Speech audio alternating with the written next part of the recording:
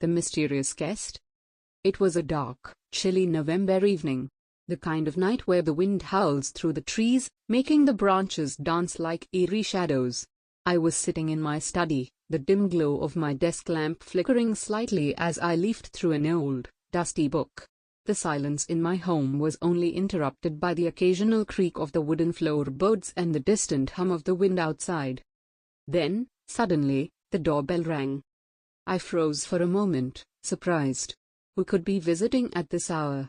My house sat on the edge of the woods, isolated, far from the town center.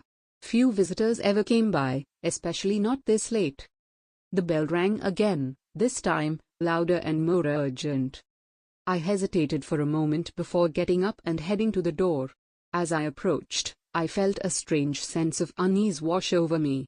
I reached for the doorknob, and as I pulled the door open, a gust of cold air rushed inside, making me shiver.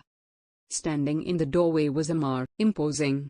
He was dressed in a long, black overcoat, and his face was partially hidden beneath the brim of a wide, shadowy hat. For a moment, neither of us spoke. He simply stood there, motionless, his figure dark and menacing against the dim light. "May I come in?" he finally asked, his voice low and rasping, almost like a whisper carried on the wind. I didn't know why, but something about him unnerved me.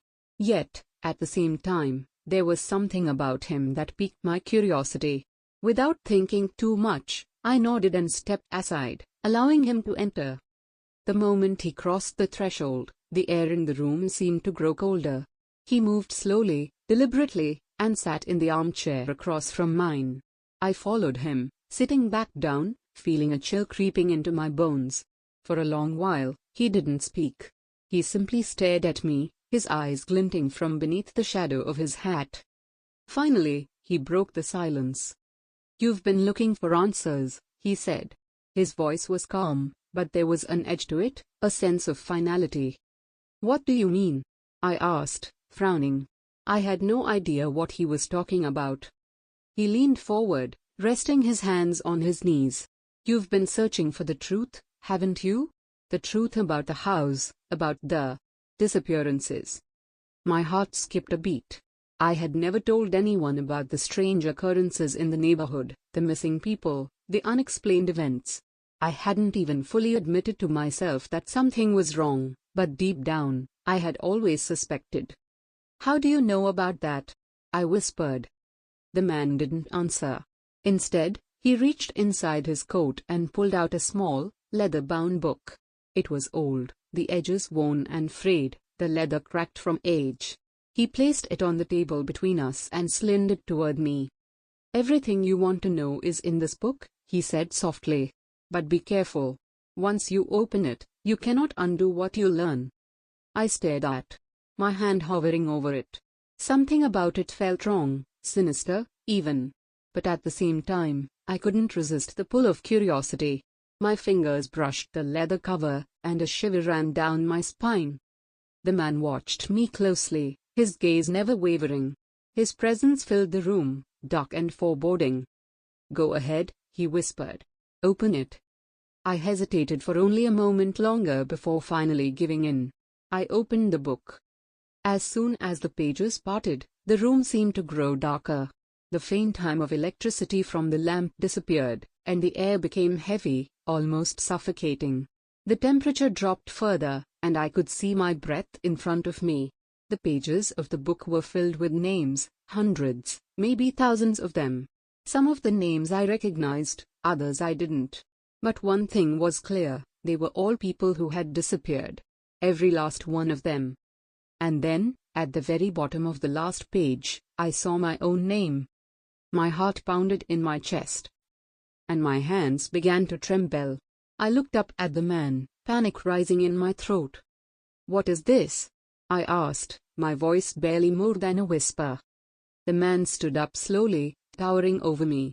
"It's a list," he said, his voice cold and emotionless. "A list of those who have debts to pay." I shook my head, confused. "Debts? What do you mean?" He took a step closer, and I could feel the weight of his presence pressing down on me. "You've lived your life without knowing, haven't you? But your name was written in that book long ago. And now, it's time to collect. I tried to speak, to protest, but the words caught in my throat. The air around me felt thick and oppressive, like it was closing in on me. I couldn't breathe. Before I could say another word, the lights flickered, and then everything went black.